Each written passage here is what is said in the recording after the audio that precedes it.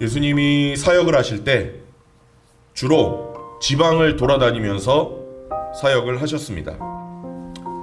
그리고 예수님이 사역을 하시고 지방을 돌아다니실 때 예수님이 원하지 않으셨던 것이 있는데, 그게 뭐냐면 예수님 자신이 메시아라는 사실이 너무 일찍 사람들에게 알려지기를 원하지 않으셨습니다. 그러다가 십자가에서 죽으시기 일주일 전에, 여러분 잘 아시는 대로 공개적으로 예루살렘 성으로 예수님이 들어가십니다. 그때 예루살렘 성으로 들어가시기 위해서 여리고라는 도시를 예수님이 지나가십니다. 그리고 여리고를 지나가시면서 바디메오라는 눈먼 사람의 눈을 뜨게 하십니다. 오늘 이 눈먼 바디메오의 눈을 뜨게 하시는 이 사건이 마가복음서에서는 마지막으로 지금 나오고 있는 예수님의 치유 사건입니다. 46절과 47절을 한번 읽어보겠습니다. 시작. 그들은 여리고에 갔다. 예수께서 제자들과 큰 무리와 함께 여리고를 떠나실 때 디메오의 아들 바디메오라는 눈먼 거지가 길가에 앉아 있다가 나사렛 사람 예수가 지나가신다는 말을 듣고 다윗의 자손 예수님, 나를 불쌍히 여겨 주십시오 하고 말하기 시작하여.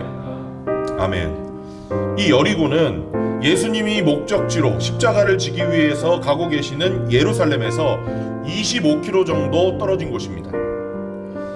6월절을 지키러 예루살렘으로 많은 사람들이 해마다 갔었어야 되는데, 많은 사람들이 이 여리고를 통과해서 예루살렘으로 가는 그 길목에 있었던 도시였습니다. 그러니까 사람들이 많이 지나가는 때에 돈이 없어서, 생계를 유지할 수 없어서 힘들어하던, 그래서 구걸을 하면서 살 수밖에 없었던 이 사람들까지 여리고에 많이 모여들었던 것 같습니다. 바디메오라는 눈먼 사람이 그 중에 하나였습니다. 48절부터 52절까지 말씀입니다. 시작. 그래서 많은 사람이 조용히 하라고 그를 꾸짖었으나 그는 더욱더 큰 소리로 외쳤다. 다윗의 자손 예수님. 예수께서 걸음을 멈추시고 그를 불러오라고 말씀하셨다. 그리하여 그들은 그 눈먼 사람을 불러서 그에게 말하였다. 용기를 내어 일어나시오. 예수께서 당신을 부르시오. 그는 자기의 겉옷을 벗어던지고 예수께로 왔다. 예수께서 그에게 말씀하셨다. 내가 너에게 무엇을 하여 주기를 바라느냐? 그 눈먼 사람이 예수께 말하였다. 선생님, 내가 다시 볼 수 있게 하여 주십시오. 예수께서 그에게 말씀하셨다. 가거라, 내 믿음이 너를 구원하였다. 그러자 그 눈먼 사람은 곧 다시 보게 되었다. 그리고 그는 아멘. 아마 마가가 여기 치유받은 사람의 이름을 기록한 걸 보면, 여기 지금 마지막 부분에 예수를 따라 나섰다고 하지 않았습니까? 아마 이 바디메오는 예수님 부활 승천하신 이후에 교회에 제법 이름이 알려진 일꾼이 되었던 것으로 우리가 추측할 수 있습니다. 바디메오 하면 사람들이 알았기 때문에 마가가 아마 여기 치료받은 사람의 이름을 당당히 기록해뒀을 겁니다. 아무튼 생활을 유지하기 어려웠던 이 사람이 구걸하다가 예수님을 만나서 눈을 떴습니다. 예수님이 그렇게 해주셨는데, 우리가 읽은 말씀 52절에 보면 예수님이 이렇게 말씀하셨던 장면 여러분 기억하십니까? 가거라, 너의 믿음이 너를 구원하였다. 너의 믿음이 누구를 구원해요? 너를 구원하였다. 이게 무슨 말씀입니까? 바디메오의 눈을 뜨게 한 분이 누구세요? 예수님이지만, 그렇지만 바디메오도 자기가 눈을 뜨는데 어떤 역할을 했다고 지금 예수님이 말씀하시는 거 아닙니까? 너의 믿음이 너를 구원하였다. 너의 눈을 뜨게 하였다. 다시 말하면 예수님의 능력이 역사했고 플러스 거기에 더해서 바디메오의 믿음이 있었기 때문에 바디메오가 눈을 뜨는 이런 기적을 체험하게 된 것입니다. 그렇다면 궁금하지 않습니까? 도대체 바디메오의 어떤 믿음이 예수님이 너의 믿음이 너를 구원하였다 라고 말씀을 하게 만들었을까? 어떻게 하면 우리도 바디메오처럼 하나님의 능력을 체험하고 중요한 것 기도 응답을 받으면서 살 수 있을까? 첫 번째, 기대를 가져야 한다라고 저는 말씀드리고 싶습니다. 성경이 오늘 우리에게 기도 응답을 받으려면 기대를 가져야 한다라고 말씀합니다. 바디메오가 예수님 보고 다윗의 자손 예수님 나를 불쌍히 여겨주십시오 라고 했을 때, 그렇게 소리 질렀을 때 이 소리 지르고 있는 바디메오가 예수님을 정말 구약 성경이 예언하고 있는 그 메시아라고 생각했는지, 아니면 그냥 자기가 눈을 뜨고 싶어서 그렇게 부른 것인지 우리는 잘 알 수가 없습니다.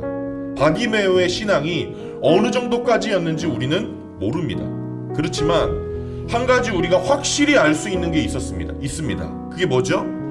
바디메오가 믿고 있는 게 있어요. 그게 뭐냐면 예수님은 나를 고칠 수 있다. 예수님은 나의 눈을 뜨게 해줄 수 있다 라는 것을, 적어도 이분이 구약부터 예언된 메시아인지 아닌지 그걸 믿는 믿음이 있는지 없는지는 몰라도 그 사실은 바디메오가 확실히 믿고 있었다는 겁니다. 기대가 있었어요. 그래서 악을 썼던 것이고, 사람들이 악 쓰지 말라고 조용히 하라고 꾸짖을 때도 계속해서 끝까지 소리를 질렀던 겁니다. 여러분, 우리가 하나님의 능력을 체험하고 기도의 응답을 받으려면 기대가 있어야 됩니다. 기대가 있어야 돼요. 그런데 오해하지 마십시오. 내가 원하는 대로, 내가 기도하는 대로 이루어질 것이다 라는 기대가 아닙니다. 오해하지 마세요. 그런 기대가 아니고, 사실 신앙생활 하시면서 이미 내가 기도한 대로 이루어지지 않는 경험은 다 해보셨잖아요. 하나님께 기도하면 내가 기도한 대로 다 이루어지던가요? 아닌 경우를 우리가 많이 경험하지 않으셨습니까? 그렇다면 어떤 기대를 해야 되는가? 내가 기도한 그대로 응답되지 않는다고 할지라도 하나님은 내 기도를 절대로 무시하지 않으신다. 하나님은 뭐든지 하실 수 있는 분이시다. 하나님은 나에게 그래서 내가 기도하는 것과 상관없이 최선의 것을 주실 것이다. 이런 기대를 가져야 한다는 것입니다. 응답받는 기도에는, 하나님이 좋은 것으로 주시는 기도에는 항상 이런 기대가 담겨 있습니다. 우리 하나님께 기도할 때요, 하소연하는 기도 필요합니다. 대화하는 기도도 필요합니다. 친밀한 기도도 필요해요. 어떠한 기도를 하든지 중요한 게 뭐냐? 하나님께 뭔가 받기를 원한다면 기대를 가지고, 뭘 가지고요? 기대를 가지고 하나님은 내 기도를 절대로 무시하지 않으신다. 그분은 내가 생각하지 못한 방법으로 나에게 가장 좋은 것을 주실 것이다. 여러분, 이런 기대를 가지고 기도하시기를 바랍니다. 바디메오처럼 하나님의 능력을 체험하고 기도 응답을 받으려면, 둘째로 자기의 참된 소원이 무엇인지를 알아야 합니다. 자기의 참된 소원이 무엇인지 알아야 한다. 예수님이 바디메오에게 나에게 오라 라고 말씀하셨습니다. 거기서 소리치지 말고 나에게 오라.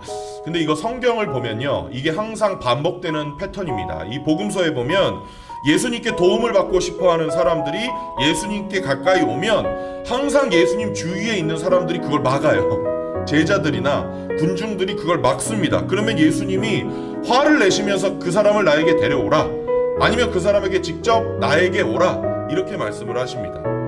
오면 예수님이 따뜻하게 물으시는 경우가 대부분 반복되는 패턴입니다. 바디메오에게는 예수님이 이렇게 물으셨습니다. 51절에 보니까 내가 너에게 무엇을 해주기를 바라느냐? 내가 너에게 무엇을 해주기를 바라느냐? 네, 여러분 한번 생각해 보십시오. 눈먼 사람이 다윗의 자손 예수님 나를 도와주십시오 라고 소리쳤다면 원하는 게 뭘까요? 눈뜨게 해달라는 거 아니겠습니까? 예수님이 바보도 아니고 그걸 모르실 리가 없잖아요.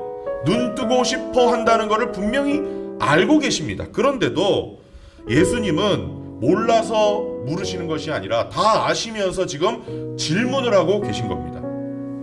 예수님은요, 우리 인간의 마음이, 사람의 마음이 얼마나 복잡한지를 잘 아시기 때문에 알면서도 지금 묻고 계시는 거예요.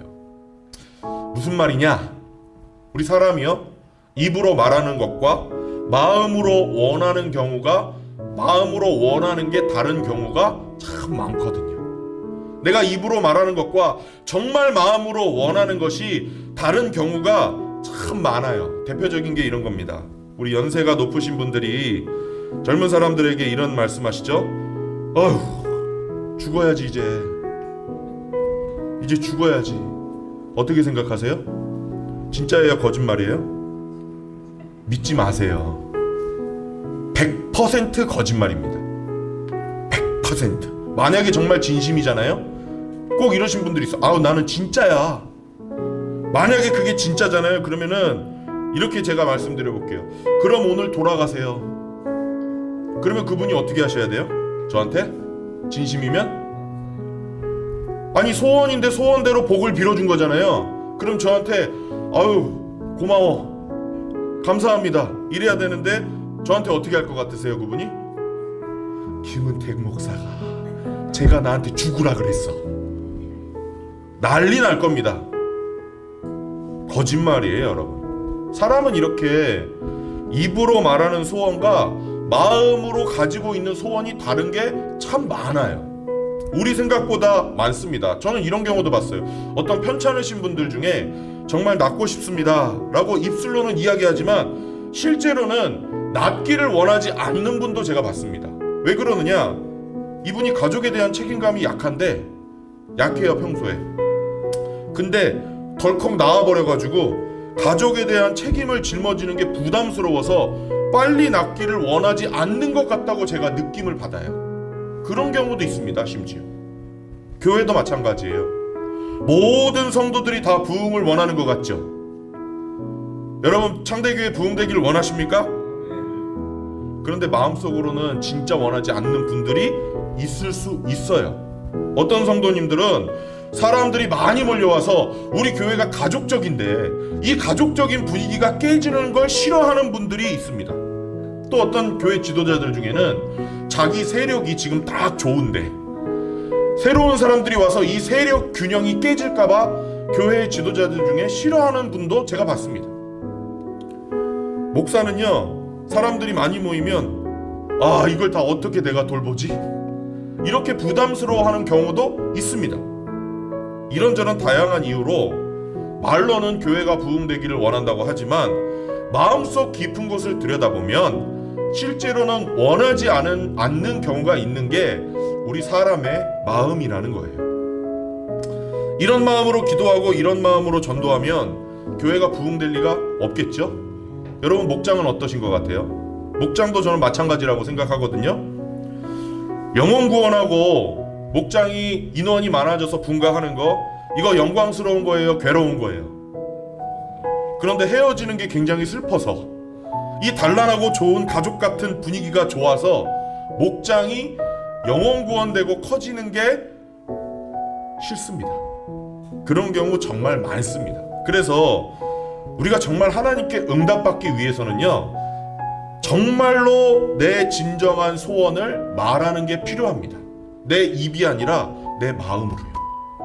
하나님 앞에 내 소원을 아뢰을 때 내 마음으로 진짜 소원이 내 뭔지를 하나님께 고백하는 것이 필요합니다. 주님이 우리에게 오셔서 내가 너에게 무엇을 해주기를 바라느냐 라고 하실 때, 주님, 저는 이것을 해주시기를 원합니다 라고 분명한 소원으로 정확하게 아뢰을 수 있어야 한다는 것입니다. 세 번째, 우리가 하나님의 능력을 체험하고 기도 응답을 받으려면 끈질겨야 합니다. 끈질겨야 한다. 바디메오가 다윗의 자손 예수님, 나를 불쌍히 여겨주십시오 라고 몇 번을 반복해서 소리쳤을 때 예수님이 그냥 지나치셨습니다.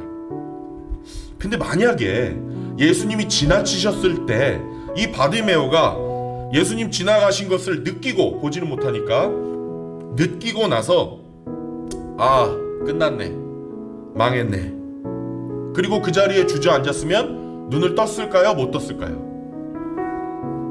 못 떴겠죠. 만약에 주위 사람들이 야 좀 조용히 해라 이 거지야, 시끄러워 죽겠다 라고 꾸짖었을 때 아우 알았어 조용히 할게 라고 입을 다물었으면 눈을 떴을까요? 못 떴을까요? 못 떴을 겁니다. 그런데 바디메오는 끝까지 악을 쓰면서 소리를 쳤습니다. 다윗의 자손 예수님, 나를 불쌍히 여겨주십시오.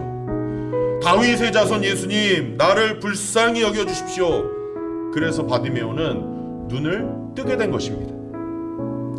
우리도 하나님의 능력을 체험하고 기도 응답을 받으려면 분명한 소원을 가지고 끈질기게 하나님께 기도할 줄 알아야 합니다. 그러면 우리가 하나님 앞에 기도할 때 하나님이 왜 딱 들어주시지 않고 끈질기게 기도하도록 내버려 두시는가? 저는 여러 가지 이유가 있을 수 있다고 생각합니다. 어떤 때는요, 하나님이 우리에게 가장 좋은 것을 주시기 원하기 때문에 가장 좋은 때를 기다리실 수 있습니다. 그렇지 않겠습니까? 지금 주시는 것보다 시간이 지나서 주시는 게 좋을 때 하나님이 응답하시지 않는 것처럼 시간이 지나도록 가만히 계실 때가 있다는 것입니다. 그래서 우리는 하나님이 주실 때까지 끈기 있게 기도해야 되는 것입니다. 또 하나님은 우리가 끈기 있게 기다리게 하시면서 내가 입술로 말하고 있는 이 소원이 내 마음속에 있는 진짜 소원인지 아닌지를 올바른 동기로 구하는 것인지를 판단하게 하시는 기회, 시간을 주시는 것일 수도 있습니다. 나 자신을 살펴보고 돌아보는 시간을 하나님이 주실 수 있다는 거예요. 또 많은 경우에는 성경에도 나와 있는데 우리의 기도 응답을 막고 있는 어떤 방해물이 제가 지난번에 말씀드린 대로 제거되기를 원하시는 경우도 있습니다. 영적인 거침 또는 방해물들이 우리 앞에 있는 거죠. 우리가 이걸 끈질기게 기도해서 극복하기를 하나님이 기다리시는 겁니다. 그래서 우리 중요한 거 기도할 때 문제가 일어나면요, 끈질기게 기도하고 철야로 기도하고 새벽에 기도하고 또 무엇보다 목장에서 함께 힘을 합해서 기도하고 통성으로 기도하는 그런 함께하는 기도가 굉장히 중요한 겁니다. 실제로 다니엘서, 구약성경 다니엘서에 보면 다니엘이 하나님으로부터 계시를 받거든요. 이 계시를 받았는데 다니엘이 답답했습니다. 계시를 받으면 더 선명해져야 되는데 다니엘이 이게 무슨 뜻인지를 몰라서 오히려 계시 받고 나서 더 답답했어요. 그래서 하나님께 묻습니다. 하나님, 이게 도대체 무슨 뜻입니까? 이게 무슨 뜻입니까? 라고 하나님께 묻고 기다려요. 그런데 이 답이 금방 오지 않다가 3주 만에 하나님이 응답해 주십니다. 그래서 지금도 어느 교회들 가보면 무슨 새 일의 기도회 이런 거 많이 하잖아요. 21일 동안 기도하는 거예요. 3주 동안 기도를 한다는 뜻이거든요. 그 장면에서 이렇게 하나님의 천사가 응답하는 장면이 나와요. 내가 답을 가지고 오는데 페르시아의 수호신이 내가 오는 길을 막아서 싸우느라고 오다가 더뎌졌다. 이렇게 이야기하는 장면이 나오거든요. 이게 무슨 뜻이냐면 우리가 끈질기게 기도하는 거 하나님과의 문제가 아니라는 겁니다. 우리 앞에 어떤 영적인 장애물이 있는데 이걸 극복하게 하시기 위해서 하나님이 우리에게 끈질긴 기도를 요구하실 때가 많이 있다는 겁니다. 그래서 여러분, 정말 응답받아야 할 기도의 소원이 있으시다면 몇 번 하다가, 몇 주 하다가, 몇 달 하다가 포기하지 마시고 끝까지 기도하시기를 바랍니다. 그 소원이 정말 아름다운 소원이고 주님이 보실 때 합당한 소원이라면 하나님은 절대로 무시하지 않으신다고 저는 믿습니다. 기도하십시오.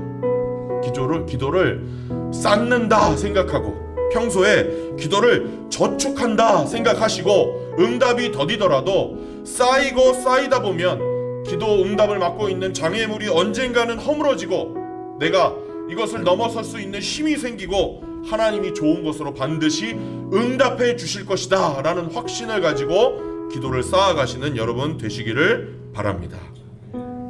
둘째로, 주님은 준비해 놓으시는 분이십니다. 우리 주님은 준비해 주시는 분이시다. 예수님이 여리고를 통과해서 예루살렘 성으로 가까이 가신 다음에 제자들 둘에게 심부름을 보내십니다. 그 장면이 다음 11장 1절부터 6절까지의 장면입니다. 한번 읽어보겠습니다. 시작. 그들이 예루살렘 가까이에 곧 올리브산에 있는 벳바게와 예수께서 제자 둘을 보내시며 너희는 맞은편 마을로 가거라. 아직 아무도 탄 적이 없는 새끼 나귀 한 마리가 매여 있을 것이다. 그것을 풀어서 끌고 오너라. 어느 누가 왜 이러는 거요? 하고 물으면 주님께서 쓰시려고 하십니다. 쓰시고 나면 지체 없이 이리로 돌려보내실 것입니다. 하고 말하여라. 그들은 가서 나귀 새끼가 바깥 매여 있는 것을 보고 그것을 풀었다. 거기에 서 있는 사람들 가운데 몇 사람이 그들에게 물었다. 새끼 나귀를 풀다니 무슨 짓이요? 제자들은 예수께서 알려주신 대로 그들에게 말하였다. 그러자 그들은 가만히 있었다. 아멘. 여러분, 이 장면 보면 무슨 생각 드세요?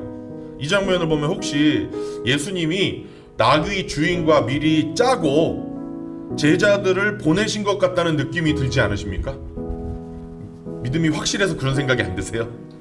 아마 성경 처음 읽으면 그런 생각 드실 거예요. 그렇지 않아요? 아마 예수님이 나귀 주인과 짜고 그런 것 같다. 아니면은 모든 것을 아시는 예수님이 어디에 낙이 있다는 걸 아시고 또 나귀를 풀면 그 나귀 주인이 어떤 질문을 할 거라는 걸 아시고 제자들을 보내신 것 같다라고 믿어지는 분들도 계실 겁니다. 어느 쪽이 맞을까요? 어느 쪽이 맞겠습니까? 근데 어느 쪽이 맞는 게 중요한 게 아닙니다. 어느 쪽이 맞든지 간에 한 가지 틀림없는 사실은 있어요. 그게 뭐죠? 바로 예수님이 제자들을 보내실 때는 미리 준비하고 보내셨다는 겁니다. 예수님은 준비하고 보내셨습니다. 제자들을. 그래서 여러분, 예수님이 일을 시키실 때는 반드시 준비하고 계시다는 것을 우리는 꼭 기억해야 됩니다. 이 사실을 알았기 때문에 제자들은 예수님이 그렇게 막연하게 가라고 하실 때 별다른 토를 달지 않고 예수님이 보내시는 장소로 떠날 수가 있었던 겁니다. 여러분, 예수님은 준비하시는 분이십니다. 마가복음 6장에도 보면요, 예수님이 둘씩 짝지어 보내시는데 그냥 보내시지 않고 준비시켜서 보내시는 장면이 나옵니다. 질병을 치료하고 귀신을 쫓아낼 수 있는 힘을 주신 다음에 예수님이 보내시는 겁니다. 사도행전 1장 8절에도 보면요, 제자들에게 너희는 예루살렘과 온 유대와 사마리아 땅끝까지 이르러 나의 증인이 되어달라 라고 예수님이 말씀하십니다. 이 말을 들은 제자들이 어땠을까? 제가 감정이입을 그 상황으로 들어가서 해보면요, 눈앞이 깜깜했을 것 같아요. 예수님이 이 제자들에게 이런 엄청난 일을 맡기실 때 눈앞이 깜깜했을 겁니다. 왜냐? 이 사람들은 자기 나라를 벗어나 본 적이 없는 보통의 사람들이거든요. 그런데 예수님이 그 사람들에게 어디를 말씀하시냐면 세상 끝을 말씀하시는 겁니다. 세상 끝으로 가라. 그런데 예수님이 그 끝으로 가라고만 미션만 주신 게 아니라 이 말씀을 하셨어요. 너희에게 성령이 임할 것이다. 이게 무슨 말이죠? 내가 성령을 통해서 너희 한 사람 한 사람을 준비시킬 것이다. 성령이 그리고 네가 가는 길에 어디든지 함께 할 것이다. 그곳이 세상 끝이라도 나는 성령을 통해서 너를 준비시키고 임마누엘로 동행할 것이다. 그러니 염려하지 말아라. 이런 말씀입니다. 그래서 여러분, 예수님은 항상 준비시키시는 분이십니다. 그러면 여러분, 이 말씀을 나에게 적용한다면 이렇게 결론을 내릴 수 있겠죠. 내가 하는 일이 하나님의 뜻이다. 내가 하는 일이 하나님이 나에게 맡기신 것이다 라는 확신을 하나님이 나에게 주셨다면 염려하지 마시기 바랍니다. 준비하시는 하나님이 여러분에게 일을 해결할 수 있는 능력을 주시든지 아니면 꼭 필요한 사람을 만나게 해주시든지 아니면 상황을 변화시켜서 반드시 일이 되도록 역사해 주실 것입니다. 하나님은 준비시키시는 하나님이시기 때문입니다. 그래서 하나님의 별칭 중에 여호와 이레, 준비하시는 하나님이라는 하나님의 별칭이 있는 거 아니겠습니까? 근데 현실은 그렇지가 않아요. 사실 그렇습니다. 저도 잘 압니다. 저와 여러분은 우리가 하는 많은 고민 중에 이게 많죠. 이거 정말 될까? 이 일이 될까? 안 될까? 여기다 이런 고민을 하는데 우리가 시간을 참 많이 쓰고 있다는 게 우리의 현실입니다. 저도 그렇습니다. 그런데 하나님이 우리에게 요구하시는 고민은 그게 아니라 조바심을 버리고 네가 지금 하려고 하는 게 나의 뜻인지 아닌지를 살펴보는 것을 고민하라는 것이잖아요. 이것이 하나님이 원하시는 방법이냐 내 고집이냐를 하나님은 고민해 보라는 것이죠. 거기다가 시간을 쓰라는 것입니다. 만약에 그게 결정됐다 그러면 고민 끝. 왜요? 준비해 주시는 주님이 방금 말씀드린 대로 반드시 나에게 능력을 주시든지 사람을 붙여 주시든지 일이 되게 하시든지 역사할 것을 우리는 확신하기 때문입니다. 그러니 여러분 염려하는데 에너지를 쓰지 마시고 이게 하나님의 뜻이 맞는지 아닌지 분별하는데 에너지를 사용하시기를 바랍니다. 그럼 저한테 그렇게 질문하고 싶지 않으세요?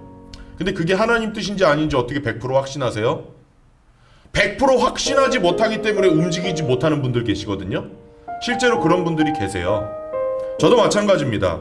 하나님의 뜻이라고 100% 확신하기는 어려워요. 우리가 무당이 아니지 않습니까? 하나님은 우리를 인격을 주시고 지성을 주셔서 판단하게 하시면서 사시거든요. 이때 우리가 가져야 되는 자세가 있습니다. 제가 생명의 삶 할 때도 말씀을 전할 때도 자주 말씀드리는데요. 저는 이렇게 합니다. 이게 하나님의 뜻이구나 라는 생각이 한 70% 정도 들면, 제 생각에 들면 마음으로 저는 하나님께 이렇게 기도합니다. 하나님, 제 생각에는 이거 하나님 뜻 맞는 것 같은데 무조건 해보겠습니다. 그런데 하다가 하나님이 아니라고 하시면 언제든지 그 자리에서 고치겠습니다. 저는 이렇게 하나님께 생각하고 말씀드립니다. 그러면 이렇게 하면 여러분 편해요? 어려워요? 편합니다. 여러분 이렇게 편하게 결정하시고 그 자리에 머물러 계시지 마시고 실천을 한번 해보시기를 바랍니다. 어떤 분들은 100% 하나님의 뜻으로 확정될 때까지 너무 쩔쩔매면서 결정을 못 내리시는 분들이 있거든요. 아니에요. 하나님은 준비하시는 하나님이라고 했습니다. 그 길이 하나님 뜻이면 하나님이 예비해 놓으신 대로 될 거고, 준비해 놓으신 하나님이 그 길이 하나님의 뜻이 아니라면 다른 길을 열어주실 줄로 믿으시면 되겠습니다. 그러니 여러분의 사업장, 여러분의 생업, 하나님이 쓰시는 사역의 장으로 얼마든지 만드셔도 됩니다. 여러분의 가정을 주님께 맡기셔도 됩니다.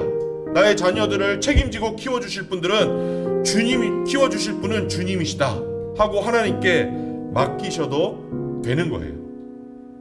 이렇게 주님의 영광을 위해서 하시고 주님의 영광을 위해서 진정으로 하고 계신다면 그 다음에 걱정하실 필요가 없습니다. 왜냐하면 하나님은 준비하시는 분이시고 그 준비하시는 하나님이 반드시 역사하실 것이기 때문입니다. 마지막, 주님은 우리에게 평화를 주시는 분이십니다. 주님은 우리에게 평화를 주시는 분이시다. 제자들이 나귀를 끌고 왔습니다.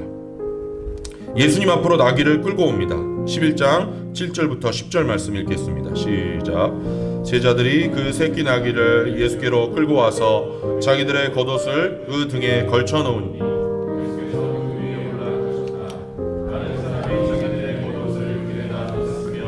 다른 사람들은 잎 많은 생나무 가지들을 꺾어다가 길에다 깔았다. 그리고 앞에 뒤따르는 사람들이 외쳤다. 호산나, 복되시다. 주님의 이름으로 복되다. 다가오는 우리 조상 다윗의 나라여, 더없이 높은 곳에서 호산나. 왜 예수님이 제자들에게 당나귀를 가지고 오게 하시고 그걸 타고 들어가셨는가? 사실 당나귀는 예수님은 저처럼 이렇게 뚱뚱하지 않으셨으니까 타실 수 있을지 모르겠지만 제가 타면 주저앉을지도 모르는 굉장히 작은 동물이잖아요. 당나귀는 말이 아니라 당나귀, 나귀 새끼거든요. 구약에 예언되어 있는 메시아라는 거를 상징적으로 보여주시기 위해서 예수님이 나귀를 타고 지금 들어가시는 것. 내가 구약 성경에 예언된 메시아다. 전쟁의 메시아가 아니라 평화의 메시아다. 나는 싸우고 정복한 것이 아니라 너희에게 평화를 주러 온 메시아다 라는 걸 보여주시기 위해서 나귀 새끼를 타고 지금 예수님이 예루살렘으로 들어가고 계신 겁니다. 예수님이 태어나시기 500년 전쯤에 예언을 하던 스가랴 선지자가 장차 오실 메시아에 대해서 이렇게 예언을 했거든요. 스가랴서 9장 9절 말씀을 읽겠습니다. 시작. 도성 시온아 크게 기뻐하여, 도성 예루살렘아 환성을 올. 내 왕이 내게로 오신다. 그는 공의로우신 구원을 베푸시는 왕이다. 그는 온순하셔서. 아멘. 이게 스가랴가 몇 년 전에요? 500년 전에 예언한 말씀이에요. 예수님이 이 예언의 말씀대로, 이 예언의 말씀을 모두 다 알고 있는 이스라엘 사람들에게 보여주시기 위해서 이전에는 메시아로 알려지길 원하지 않으셨지만 이제 일주일 남은 마지막 공생의 기간에 나는 평화의 왕으로 온 바로 그 메시아다 라는 걸 보여주시려고 이 방법으로 예수님이 예루살렘으로 들어가고 계신 겁니다. 우리 예수님은 평화의 왕이십니다. 우리 예수님만이 그래서 우리에게, 인간에게 참된 평화를 주실 수 있는 분이십니다. 우리 주님이 우리에게 주실 수 있는 평화, 오늘 말씀의 결론으로 두 가지 평화가 있습니다. 하나는 내적인 평화고 다른 하나는 이웃과의 평화입니다. 먼저 내적인 평화. 주님은 우리에게 내적인 평화를 주십니다. 자, 여러분 한번 생각해 보세요. 자기 자신을. 내가 왜 내적인 평화를 누리지 못하는가? 나는 왜 내 마음에 평안이 없는가? 나는 왜 평화를 누리지 못하는가? 생각해 보신 적 있으십니까? 있으세요? 마음속에 평화가 있기를 바라시죠? 마음이 막 들끓기를 원치 않으시죠? 모든 사람의 소원일 겁니다. 근데 왜 그게 안 되는가? 어려운가? 여러 가지 이유가 있겠지만 가장 두드러진 이유 중에 하나는 대부분 장래에 대한 불안과 염려 때문입니다. 아, 어떻게 하지? 이거 어떻게 하지? 아직 일어나지 않은 일에 대한 불안과 염려. 그런데 예수님을 내 인생의 주인으로 모시면 이 장래에 대한 불안과 염려가 없어집니다. 점점 사라집니다. 그분이 내 인생의 주인이시기 때문에 그분께 맡기고 나는 평화롭게 살 수가 있게 되는 것입니다. 근데 어떤 분들은요, 예수님을 주님으로 영접한다, 이거를 굉장히 부담스러워 하시는 분들이 있어요. 왜냐하면 내가 예수님을 주님으로 영접하면 그분을 주인으로 모셨기 때문에 그분 뜻대로 살아야 되고 그분에게 순종해야 된다고 생각하기 때문입니다. 맞습니다. 우리 주님을 영접하면요, 그분이 내 인생의 주인이기 때문에 그분 뜻에 따라야 하고 그분의 말씀에 순종하는 삶을 우리가 살아야 합니다.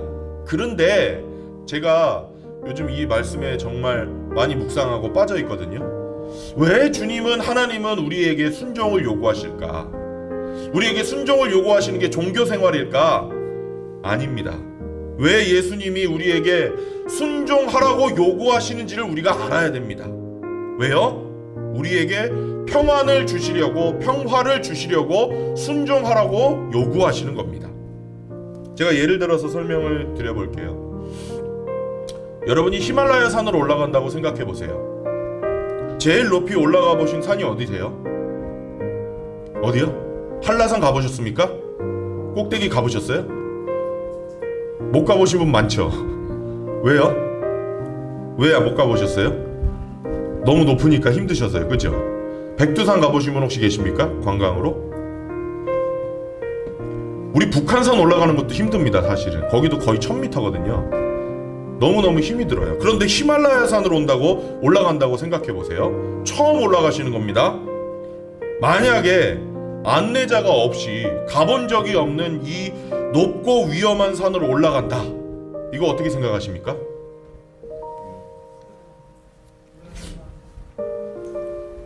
저는 이거 자살행위라고 생각합니다. 아마 다 죽을 거예요. 셀파가 없이 간다? 셀파가 있어도 올라가다가 죽는 경우가 허다한데, 따라만 가도. 저는 이거 자살 행위라고 생각해요. 반드시 높고 험한 산을 올라가는 데는 안내자가 있어야 됩니다. 그 산을 잘 알고 있는 안내자, 내 짐을 대신 들어줄 수 있는 안내자가 있어야 나는 그 안내자를 따라서 믿고 산을 올라갈 수가 있는 것입니다. 근데 아무리 안내자가 있어도 그 안내자의 말을 안 듣든지 그 안내자가 인도하는 지시를 따르지 않으면 어떻게 되죠? 말짱 헛겁니다. 그러지 않겠습니까? 떨어져서 크게 다치든지 길을 잃어서 험한 일을 당하기 십상입니다. 정상까지 편안하게 가려면 그 산을 잘 알고 있는 안내자를 믿고 그 말을 듣고 그 말에 순종하는 것이 당연한 이치입니다. 맞습니까? 그러면 여러분 각자의 삶이, 여러분 각자의 인생이라는 것이 얼마나 험합니까? 얼마나 험한 삶을 이제까지 살아오셨습니까? 얼마나 높고 얼마나 위험한 것이 우리 각자의 삶입니까? 우리가 기대하지도 않았던, 바라지도 않았던 지뢰와 같은 위험이 우리가 한 발짝 한 발짝 움직일 때마다 여기저기 도사리고 있는 게 우리의 인생 아닙니까? 그런데 하나님이, 다른 분이 아니고 하나님이 일방적으로 나에게 찾아오셔서, 고르고 뽑아서 찾아오셔서 내 주인이 되시겠다, 나의 인도자가 되어 주신다고 말씀하시는 겁니다. 잘 이끌어 주셔서 평안이 있는 그곳 정상으로 나를 안내해 주시겠다고 지금 약속해 주시는 것입니다. 그렇다면 그분을 믿고 신뢰하고 그분의 말씀을 들으면서 따라가면 되는 거 아니겠습니까? 사람을 창조하신 하나님보다 나를 더 잘 아시는 분이 누가 있겠습니까? 나를 가장 정확하게 보시는 분, 나의 과거를 아시고 나의 현재를 아시고 나의 미래를 꿰뚫어 보고 계신 그분이 나의 안내자가 되어주시겠다, 기꺼이 되어주시겠다라고 말씀하시는데, 그분을 따르지 않을 이유가 뭐가 있겠습니까? 저렇게 하면 위험하겠구나, 이렇게 하면 신세 망치겠구나, 그렇게 하면 어렵겠구나, 이거를 정확히 아시는 분이 나에게 순종해라, 내 말을 들어라, 나를 따라와라 라고 말씀하시는 거. 그렇다면 여러분, 평안을 누리려면 우리는 뭐 하면 됩니까? 그래도 하기 싫으세요? 평안을 누리려면 뭐 해야 돼요? 순종하셔야죠. 그거밖에 없죠. 따라가야죠. 하나님이 평안 주시겠다고 약속하시는데 그거밖에 없는 거 아니겠습니까? 여러분, 예수님을 주님으로 영접하는 게 부담스러우신 분 계십니까? 주님께 완전히 엎드려서 순종하는 게 부담스러운 분 계십니까?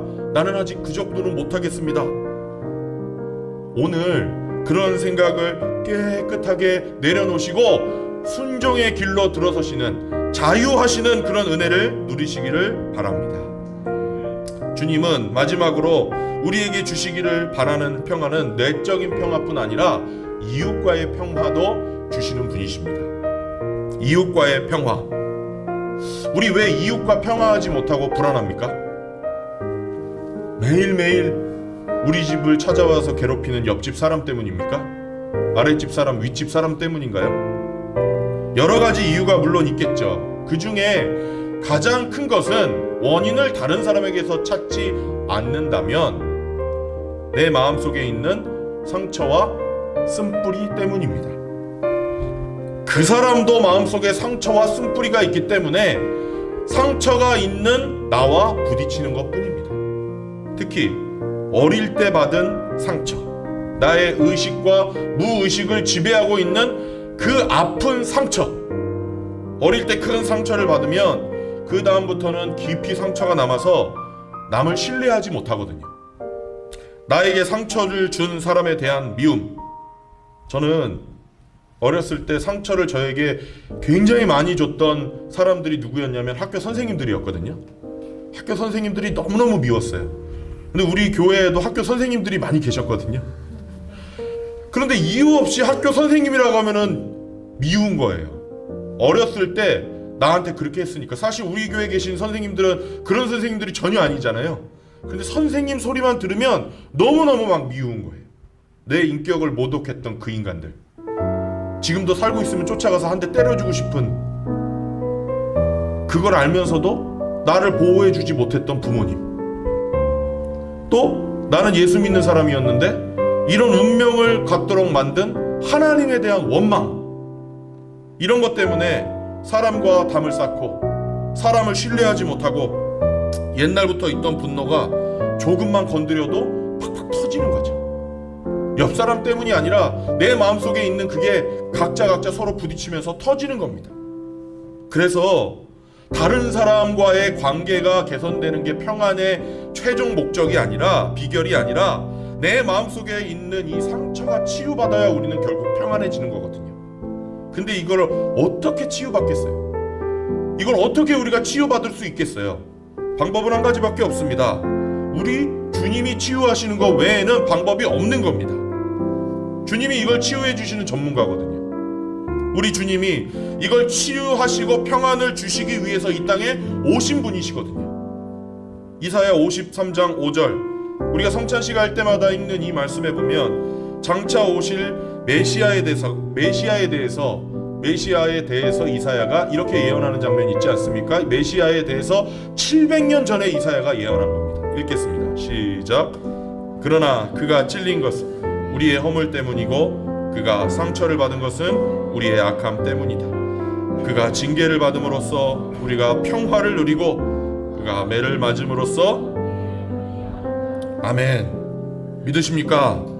주님이 십자가에 달려서 내가 받을 고난을 당하셨습니다. 채찍에 맞으시고 못에 박히는 고난을 당함으로써 나의 고난을 지시고 나의 질병을 지시고 나의 죄를 지시고 나의 아픔을 대신 지셨습니다. 그리고 나 대신 죽으시고 나 대신 부활하셨습니다.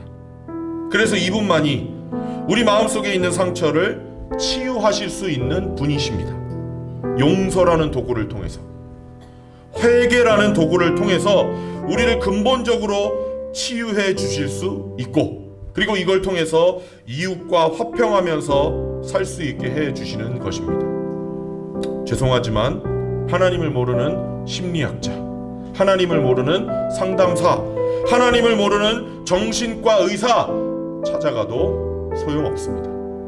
근본적으로 해결될 수 없습니다. 그분들은 잠시 마음속에서 일어나는 감정적으로 쌓인 것들을 잠시 노출시켜주고 잠시 해소시켜줄 뿐입니다.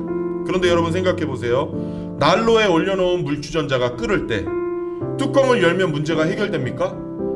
잠시 해결되지만 뚜껑을 열면 삑 소리는 없어질지 모르지만 다시 뚜껑을 닫으면 다시 물은 삑 소리를 내면서 주전자는 삑 소리를 내면서 넘치게 되어 있는 거 아닙니까? 불을 꺼야죠. 난로 위에서 불을 꺼야 되지 않습니까? 나의 상처를 치유하실 수 있는 분 예수님밖에 없습니다. 따라서 해보세요. 예수님밖에 없습니다. 평화 없이 이제까지 살아오신 분들 한번 생각해보세요. 왜 나에게 평화가 없을까? 아직 예수님이 없기 때문이에요. 예수님이 있어도 그 예수님이 내 마음을 온전히 주장하시지 못하기 때문이에요. 그래서 여러분 오늘 예수님을 영접하고 예수님께 모든 것을 맡기시면서 그분이 주시는 평안을 누리며 살아가시기를 바랍니다.